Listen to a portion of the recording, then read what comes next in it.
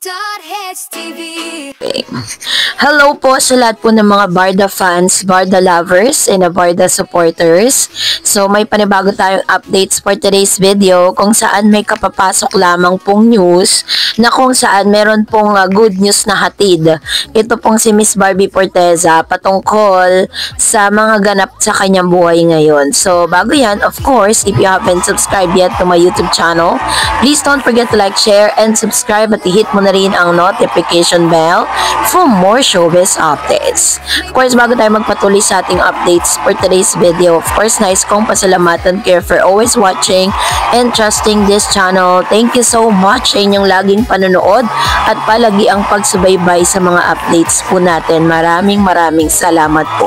At bago tayo dumako sa ating proper topic for today's video, of course, meron tayong napili na comment of the day, ano? So, basahin natin yung komento ni Ma'am Shi. Sabi po ni Ma'am si Julie Banasian, sabi niya, hello po Miss Tareds. Nung una po, tinatanong si JB or Jameson Blake, ang sagot niya ay friends lang sila ni Barbie.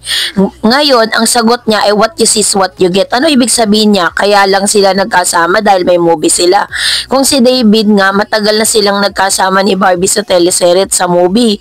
Hanggang ngayon, di pa natin alam ang tunay na status sa kanilang closeness kahit alam na natin na may something na sa kanila. Kay JB pa kaya at kaya din sila nagkaroon ng FS dahil sa mga movie nila. Dapat noon pa may issue na sa kanila nung shooting days nila. Kung si Jason Alcantara, walang issue sila ni Barbie. Kahit itong interview sa kanya, ang ganda ng sinabi niya at napakabait niyang kausap, maginot gwapo. Sana nga siya na lang at si Barbie ang may issue kasi wala naman siyang bad record na kagaya ni JB. Sana kung napanood yung live ni Madam Pickles kahapon, sa kanya nyo malalaman kung anong background ni JB. Sana nga po matapos na yan. Lalo na ngayon na palabas na nga yung movie nila sa Netflix kasi nakakasawa na po. At wala po akong pakialam sa Barson. Mas concern ako sa Barda dahil sobra ko na silang iniidolo. Wala nang iba. Barda matatag, panatag forever.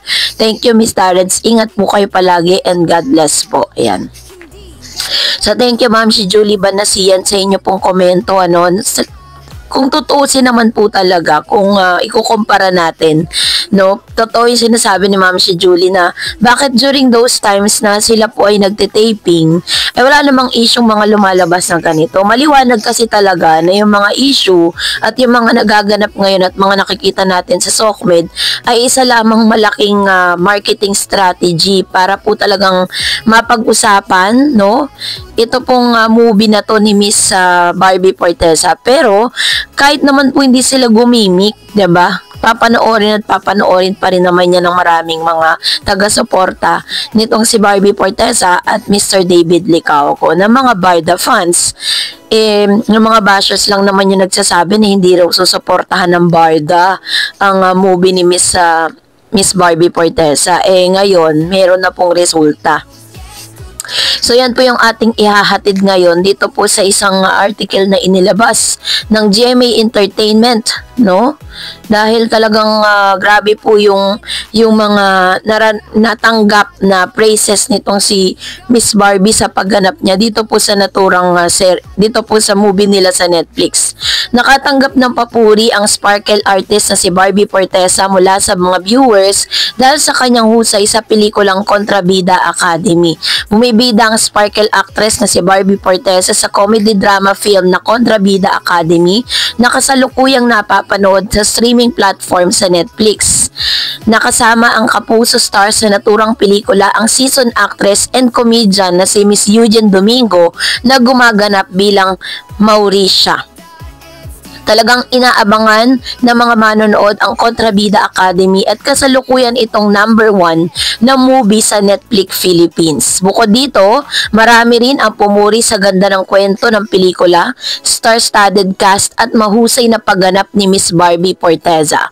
Sabi po ng ilang mga netizen, sabi ni TJ Apigo, Kontrabida Academy so fun and smart, an acting showcase for Barbie, she better get all the awards. And sabi pa ni Kami, replying to another person. Kontrabida Academy, perfect execution of camp. Galing ni Barbie, hope to have more Philippine film like this.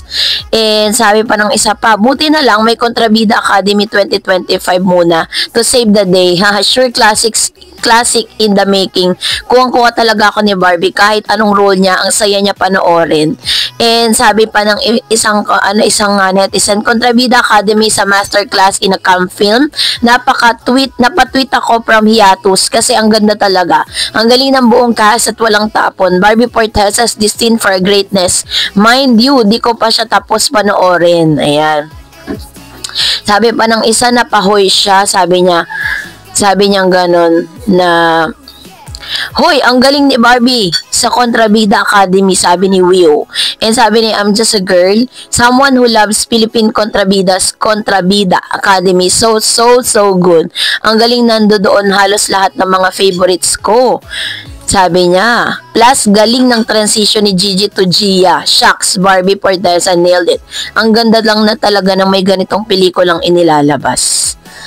And after watching the Kontrabida Academy, I think it's time for GMA Network to give Barbie Fortesa at deal with Barbie a bida kontrabida role. Yung ito'y pong Contessa or pwede ding malarodora X genre. Sobrang galing mo, Barbara.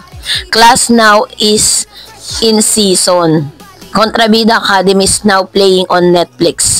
Bukod kina Barbie Fortesa at Eugene Domingo, kabilang din sa Kontrabida Academy sina Carmina Villaruel, Jameson Blake, Isabel Ortega, Cyril Manabat at Michael De Mesa at Yasser Marta.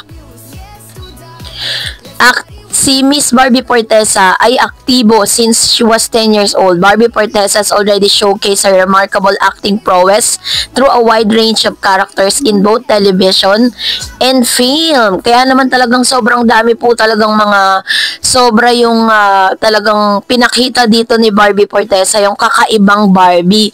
Kaya naman marami pong nagre-request na kung maaaring bigyan siya ng kontrabida, bida kontrabida. Yung tipong yung bida siya, pero yung role niya is kontrabida. Alam niyo po yun. Meron pong isang serye na ganun eh. If you remember yung Ruby. Yan. Isa yan sa mga masasabi nating kontrabida, bida, na naging serye rin sa ABS-CBN na talagang umani ng napakaraming views po yan. Kumita talaga. At isa sa pinakamagandang news na natanggap po ni Miss Barbie Fortesa sapagkat ang Kontrabida Academy is number 1 on Netflix Top 10 Movies in the Philippines today. According po sa news, Kontrabida Academy has climbed up to the number 1 spot on Netflix Top 10 Movies in the Philippines today. Barbie Fortesa and Eugene Domingo lead the comedy film written and directed by Chris Martinez, which is described as a campy by Netflix. The film follows Gigi Barbie, who after being taken for granted, enrolled in a school for TV villains. There she masters dirty tricks from the best in the businesses. Joining Barbie and Eugene, the cast are Isabel Ortega. Marami po silang mga kasama dito pero isa sa pinakamagandang news na natanggap ni Miss Barbie is ito po yung number 1 dito po sa Netflix, na talagang pagkatapos siyang ilabas sa Netflix, inabangan talaga siya ng buong sambayan ng Pilipino. Hindi lang dito sa Pilipinas, maging sa abroad. Available po kasi siya worldwide. And Miss Barbie Fortesa is very happy to announce that her movie sa Netflix ay talagang umaariba ngayon. Not just because of JB or Jameson Blake.